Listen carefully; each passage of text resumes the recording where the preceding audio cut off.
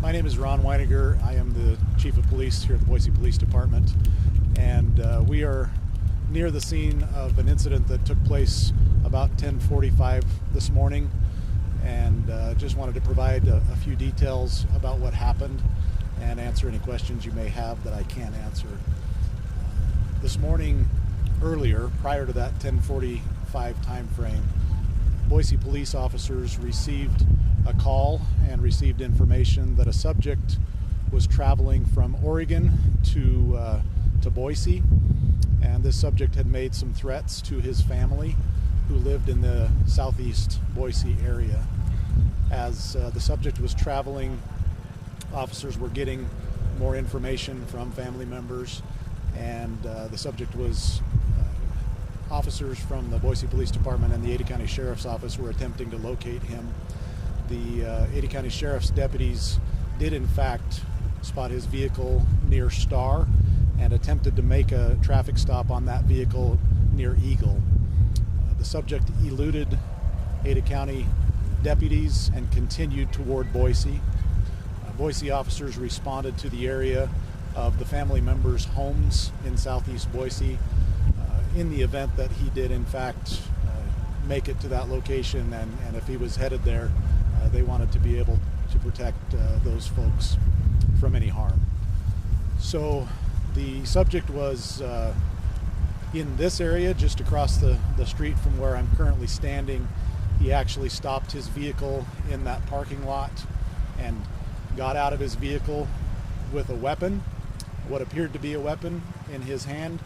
He pointed what appeared to be a weapon, a firearm, at the officers and appeared to discharge what that weapon or what appeared to be a firearm in the direction of the officers. The officers, two officers, one Boise police officer and one Ada County Sheriff's deputy, discharged their firearms at the subject. He was struck but ran from the scene eastbound. The officers gave chase and eventually were able to take him into custody just east of the location that we are looking at here. That subject was taken into custody and transported to a hospital in the area for medical treatment. It is expected that he will be treated and released sometime shortly and will be booked into the Ada County Jail at that time. And those are the details that I can provide for you at this point. Are there any questions? The agencies are all involved here, so we have Ada County, we have Meridian investigating, right? Correct. So Ada County Sheriff's Office had one deputy involved in the culmination of this incident. Obviously they had other deputies involved trying to stop that vehicle near Eagle, and when the subject eluded deputies, they eventually ultimately discontinued that pursuit due to safety concerns for traffic and so forth. Meridian Police Department is leading the Critical Incident Task Force investigation into this incident, so they have the lead on that. Obviously other agencies participating in that may include the Idaho State Police, Garden City Police Department, Ada County Sheriff, Boise Police, and Meridian. Was there any injuries at the Eagle location where they attempted to stop him first? I am not aware of any injuries to anyone at that location. And maybe you said it already. Was it Boise officers that fired here at this location? One Boise officer discharged his weapon, and one Ada County Sheriff's deputy also discharged his weapon at this location. And I know this is all preliminary still, but do you know how many rounds are fired or anything like that yet, or is that still being? That is part of the investigation, and we do not have that determination made yet. And how did this first come about that they were looking for, and where did that information come from? The call originated from a family member of this subject who had called into dispatch with concerns about the threats that he had made. And that would have been somebody in this general area right here. Somewhere in southeast Boise, yes. Do you know about how far that is from that subject? I do not know. I don't think it was a long distance, but I can't comment on that. I do not know exactly how long it was.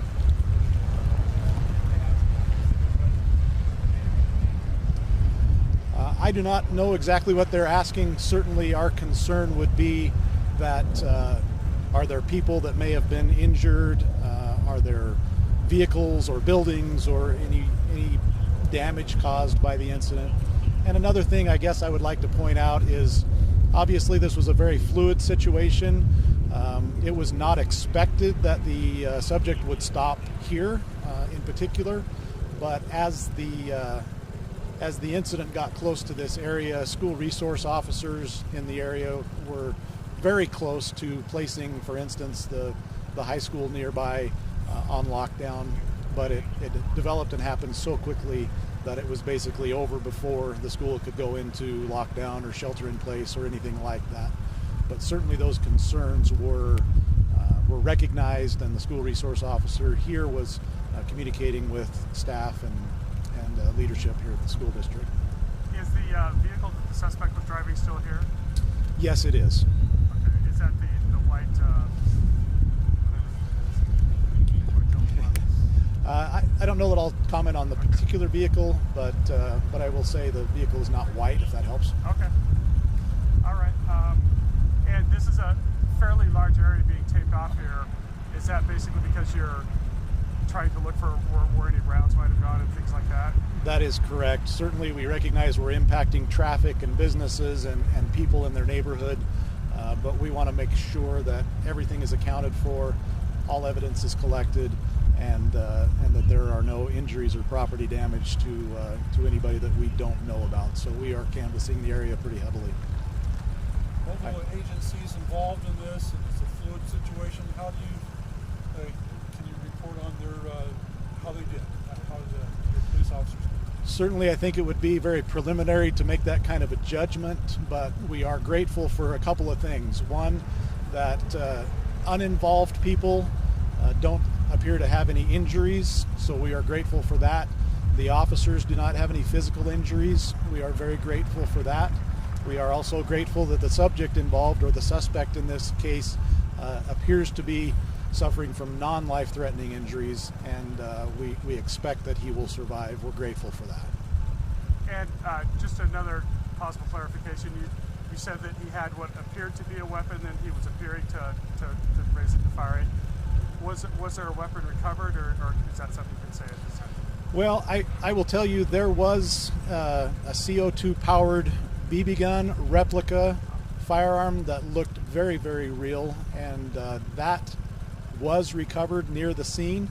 We don't have other information as to whether there may have been other weapons or firearms involved. We do know that that was recovered, and that is playing into the investigation for sure. But we don't know for sure that's the weapon he was possibly raising. Certainly can't speak to that yet. Anything else that we're forgetting that you think is important to get out there for the public? Well, I would say that we do believe that this incident is completely contained. There are no outstanding threats regarding this situation to members of the public, so we are grateful for that. I'm thankful the officers are physically okay, and we will let the investigation take its course. We appreciate certainly our partner agencies, and they're coming to investigate, and I always appreciate their professionalism and the help that they give us in these types of situations. And I guess I just thought of one more thing.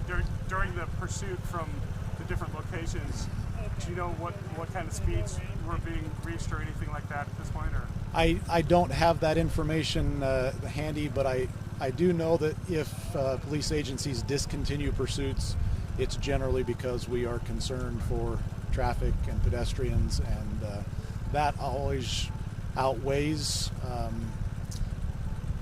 what we're trying to accomplish. If it gets to be too dangerous for the public, that's why we have a pursuit policy in place, and our local partner agencies all have similar policies in regards to that. We always have to weigh how important is taking somebody into custody versus what the danger to the public is, and it certainly appears that those involved and those supervisors managing and leading the situation. We're cognizant of that and taking those things into account throughout the entire process. How much longer will this investigative process take? Several more hours, Chief? I do not know for sure, but I would make a guess that it would take quite a while. We should be able to open up the streets sooner than that, I would expect, but the investigators will be on scene for quite some time, I'm sure. Can you give any information about the subject, gender or age? I believe this subject was a male adult. That's about the only information I have. We will put out more as soon as we can, and like I said, the subject appears to be being treated at this time. We expect him to be released soon, and so when he's booked into the Ada County Jail, that information would be provided. Should not be too long. Anything else? Thank you for your time. What was the car that was towed down there? I am not familiar. I apologize. Nothing with this?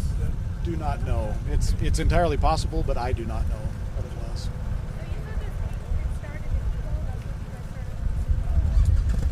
Ada County Sheriff's deputies, I believe, first came into contact or spotted that vehicle near Star.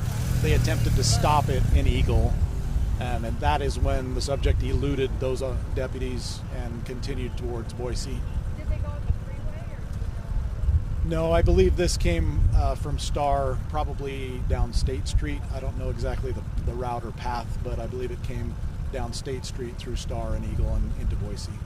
Do you know what the location in Eagle where they attempted to stop was? I do not. Sorry. Okay. Thank you for your time. Thank you.